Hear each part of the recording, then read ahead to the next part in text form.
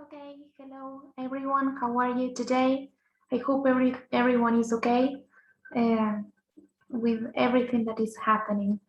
Today, I am here to talk about one of the most important topics of this subject, which is called Shakespeare and the Nature of Man. Yes, we are going to talk a little bit about the philosophy, the way of thinking that people had in this society. All of the groups are going to be discussing topics connected with the Elizabethan society, how they behaved, the different kings and queens that were at the throne while Shakespeare was alive. But I will talk about the philosophy, what was going on in the mind of Elizabethans at that time. Yes, bearing in mind that, I will show you a PowerPoint presentation. I will ask you to, now that you are watching this, to pay attention to the way I speak and I go from one slide to the other, because this vocabulary may help you for your own presentations. Okay, so here you have, I will upload the book that I used to make this PowerPoint presentation.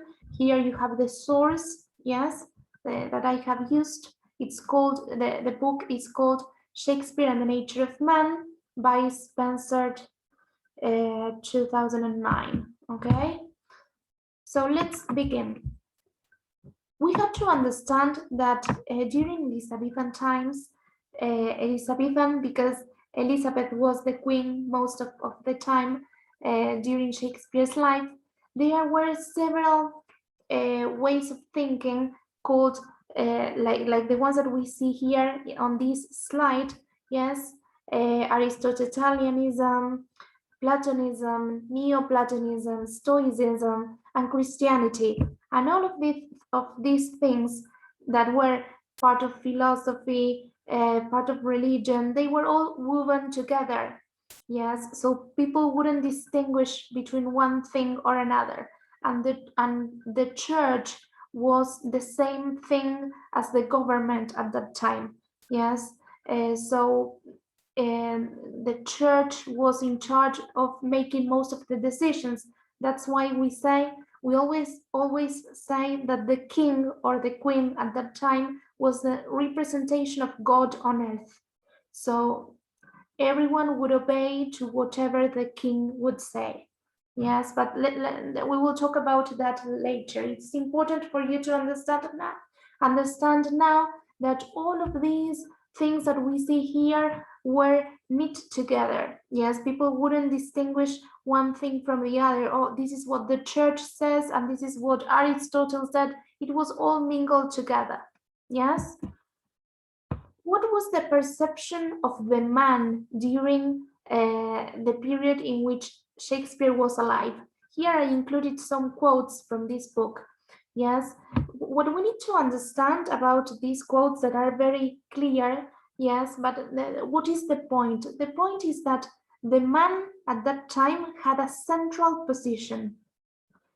He was the key.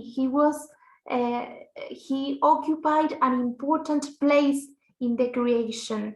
Yes, here it says man had a definite place in the universe, in nature, and in the state, and his relations to God, to the rest of creation, and to society were, broadly speaking, universally agreed upon. So here what it says is that men in general had an important position in the world of nature. Yes, and there was an order that needed to be respected.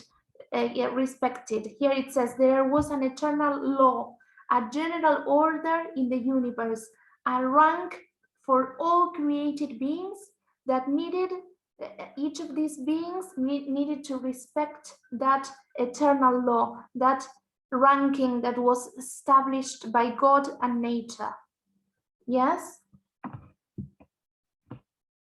This was called, this period in which Shakespeare was alive, was called the optimistic theory. Why? Because men were positioned in this important place in society, not only in society, but in the universe. Okay, so this is why it is called the optimistic theory. Men occupied a very important and central position in the universe. Yes, people took information for granted during this period of time. They wouldn't ask so many questions. Yes, maybe they were extremely worried about who was going to be the next king, but they were not worried about why should we have a monarchy and not a republic. Yes, so maybe they were not asking the right questions. Yes, well, we said that there was an eternal law, there was a general order in the universe that needed to be respected. Now we will see why. The man, yes, was a creation of God. This was the main concept that was inside the Elizabethan society. And men were, the purpose of the life of every man should be that of knowing and loving God. And in order to do that, they would need to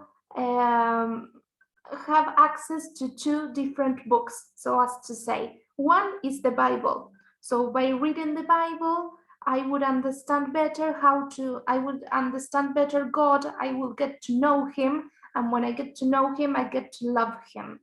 And the other book was the universal order of things of nature. What was this? Nature itself, the creation.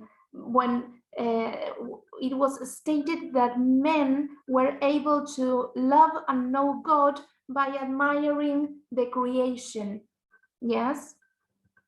There is a quote by Christopher Marlowe. We talked about him last class. Yes. He says, the world's a book in folio.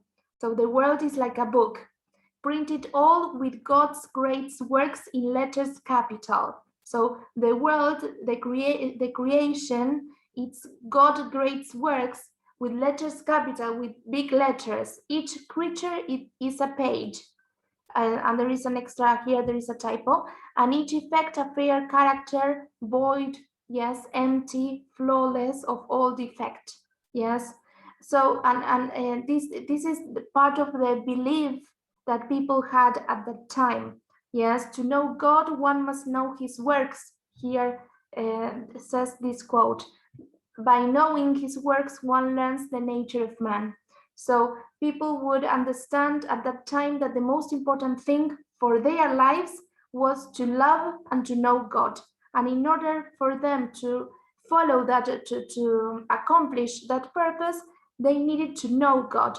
And how they would do that? By reading the Bible and by contemplating nature and trying to respect the way nature behaved. And here enters this concept of order, of how important was to respect the order of the creation, the order that God had established. Okay. Well, these are more phrases and important key phrases that are connected with the optimistic theory, this central position that men occupied, yes, in the universe. Man is not something by himself. He is a piece of the order of things, the knot and chain of nature. So there, again, this is another way of saying that men occupied a central position in the hierarchy of beings, in this ranking of created beings that needed to be respected. We will see it later in a graphic, okay? Man must respect the universal order of things because of his essential position in this hierarchical order. Yes, so if order was not respected, that means that if you were a servant and you tried to be a nobleman, if you didn't respect the order, something bad could happen. Yes, because men had a central position in this hierarchy of beings. So respecting order was essential to keep things under control in the society. And this was very important for the government because it was a way of controlling the society. Everyone should respect the order, especially if you would rebel against the king, you wouldn't be respecting the order. So this is why I'm saying that it was beneficial for the government to respect this philosophy. Yes, order is behind everything. There is another quote here that you can read later on, but it emphasizes the same idea, the importance of order. Yes, order was what kept everything together in this society. And if someone attempted to break, to disrupt this order, something terrible could happen. Okay, so here I have included, these are different hierarchies of beings that they all represent the same. Yes, but the idea is that the Elizabethan society believed that there was a hierarchy, that there was a ranking of beings that needed to be respected. Yes, we have, if we have to classify these beings, we have the terrestrial ones and the heavenly ones. Here we have terrestrial and then heavenly or spiritual ones. Yes, the terrestrials, at the very bottom, we can see in the three of them, stones, rocks, yes, which are non-living beings. Yes, then there follows plants, yes, that they are living beings, but they don't have a soul. Yes, then animals have motion, they have instincts, but they don't have a soul. Yes, and then we have man. Yes, within this ranking of man, we have another hierarchy. Yes, because we know that women at that time were very low in that ranking. Yes, and who was at the top of the man hierarchy? The king or the queen. Yes, and then we have the spiritual side of this ranking. We have the angels, yes, and we have God. Okay, so this order needed to be respected. You couldn't do things that an animal would do, and you couldn't try to kill the king. If you would try to kill the king, you would be trying to go up in this hierarchy of beings, and by disrupting the order of this hierarchy of beings, terrible consequences could happen to you. This was what people believed in. I know that most of you must be saying, oh, how silly to believe that. What could happen to you? Well, people actually believe that something bad could happen to you. In fact, every time that there was a plague, which were very common at the moment, every time that someone would get sick, every time that someone would die, or if there was a famine and a period of a starvation in England, or you would lose your job, they would say that it was because you disrupted the order, because you have done something to go against this order that God established for human beings. Yes. Notice how crucial the role of man is in the middle. It's central in every in this hierarchy of beings. Men are at the middle. They are the link. Yes, men are the link between the terrestrial and the spiritual hierarchy. Yes, so that's why the role of men is so important. Yes, because we have both. We have reason, and we have this, and we have the physicality, and we have the spirituality. God and God and the angels don't have both aspects. So we are the only being in this hierarchy that has the two things. So that's why the position of men was considered to be central and essential in this hierarchy of beings, and that's why order needed to be respected. Yes, here there is a more complete hierarchy, yes, in which you have, for example, more specific, there is more detail on all the concepts. For example, we have men, we have nobles. Right at the bottom there would be women. In fact, at the time, there were different research being carried out stating that women had no souls. So they were placed almost on the same ranking as animals. Terrible, yes? And here we have also the spiritual ranking more clearly defined, yes? These are some conclusions I have drawn from the reading of these chapters that I will upload to the platform, and you have them available for you to read them on your own. Yes, Shakespeare's audience, the audience that would watch his plays, believed in the great chain of being, and that this determined the natural order of events. The chain, well, these are just, it's a summary of everything that I have said, was a series of hierarchical links with God at the top. Each level of the chain had its own hierarchy, with the king at the top of the human level, and disruptions in the chain could also disrupt the laws of nature, as I said before, and cause bizarre events to occur, like a storm, a shipwreck, someone dying, a plague, okay?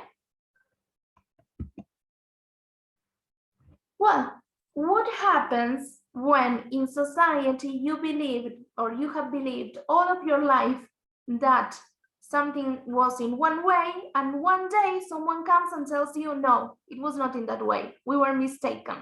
Well, this was what happened during the time, this is what happened to the Elizabethan society, or the Jacobean society, because this discovery was made when King James, was the one ruling in the English throne. Yes, Copernicus, there were two models of the solar system at the time. During Shakespeare's times, everyone believed that the Earth was at the center of the universe, and that everything revolved, orbitated around the Earth.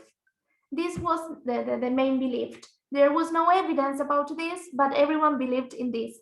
And the church was very, the church was always emphasizing that the earth was the center of the universe. Yes. So when Copernicus created, he used telescopes created by Galileo Galilei, and he used them, and he could, and he was able to prove that the sun was the center of the solar system, and that the earth was just a dot in that solar system. When he discovered this, it was a huge discovery, yes, for several reasons. The most important one being that until that moment, everyone believed that there was one order, and suddenly that order fell apart. It was destroyed. So everyone started questioning the church, questioning the institutions. Yes, the whole society stopped believing in institutions, and the universal order of things that we mentioned before was questioned, because they would say, wait, if we were wrong about the earth being the center of the universe, what prevents us from being wrong about something else? So everyone started questioning everything. Yes, this is very important.